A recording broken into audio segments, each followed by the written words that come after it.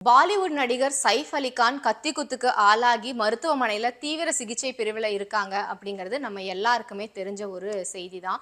இதுல புதுசா இப்ப வெளியாகி இருக்கிற சில தகவல்களை தான் நம்ம பார்க்க போறோம். சைஃப் அலி கானை பொறுத்த வரைக்கும் அவரோட வீட்டுக்குள்ள ஒருத்தர் புகுந்து அவரோட இளைய மகனோட ரூம்குள்ள போயிருக்காரு. 4 வயது குழந்தைய பணயமா வச்சு 1 கோடி ரூபாய் எனக்கு நீங்க கொடுக்கணும் அப்படின்னு சைஃப் அலி கான் கிட்ட கேட்டதாகவும், அந்த சமயத்துல அங்க இருந்த அந்த குழந்தைய பார்த்துக்க கூடிய பெண்மணி அவரை தடுக்க முயலும் போது அவங்கள அவர் தாக்கியிருக்காரு. அதுக்கப்புறம் சத்தம் கேட்டு சைஃப் அலி கான் உள்ள வரும்போது அவர் மீதும் தாக்குதல் நடந்திருக்கு. அந்த தாக்குதல் கொஞ்சம் கடுமையாகவே இருந்து 6 இடங்கள்ல அவருக்கு கத்தி குத்து அப்படிங்கிறது விழுந்தது. இதுல 4 இடங்கள்ல விழுந்த கத்தி குத்து லேசான காயங்களோட தான் இருந்திருக்கு.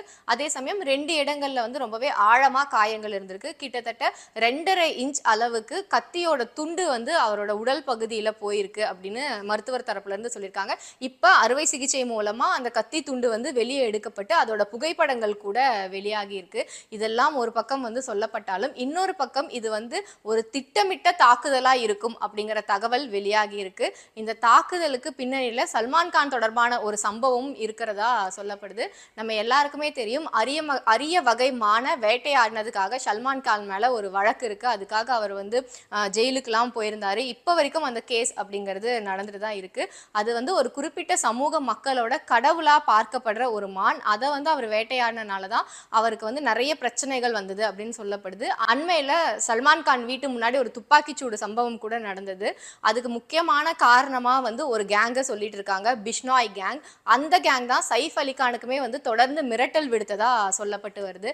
சல்மான் கானுக்கும் சைஃப் அலி கானுக்கும் அந்த கேங்குக்கும் என்ன சம்பந்தம் அப்படின்னு பார்த்தோம்னா, சல்மான் கான் அந்த அரிய வகை மான வேட்டையாடின சம்பவம் நடந்தது எப்ப அப்படின்னு பார்த்தோம்னா, ஹிந்தியில ஒரு குறிப்பிட்ட படத்துல அவர் நடிக்கும் போதுதான் ஹம் சாத் சாத் ஹே அப்படிங்கிற அந்த படத்தோட படப்பிடிப்பு சமயத்துல தான் இந்த சம்பவம் அப்படிங்கிறது நடந்திருக்கு.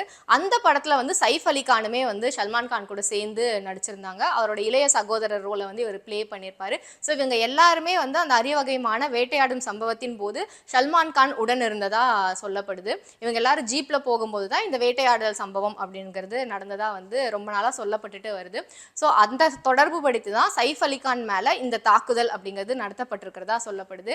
இந்த சம்பவம் தொடர்பாக சைஃப் அலி கான் வீட்டில இருந்த சிசிடிவி காட்சிகளை ஆய்வு பண்ணி அதுல ஒருத்தரோட முகம் அப்படிங்கிறது பதிவாகி இருந்தது. அந்த நபரை அடையாளம் கண்டுபிடிச்சு இப்ப காவல்துறை கைது செய்து விசாரணை நடத்திட்டு வராங்க.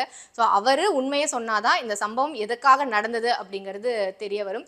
இன்னொரு பக்கம் பார்த்தோம் அப்படின்னா கிட்டத்தட்ட 20 குழுக்களா போலீசார் பிரிஞ்சு இது தொடர்பான விசாரணையை ரொம்பவே தீவிரப்படுத்தி இருக்கிறதாகவும் தகவல்கள் வெளியாகி இருக்கு.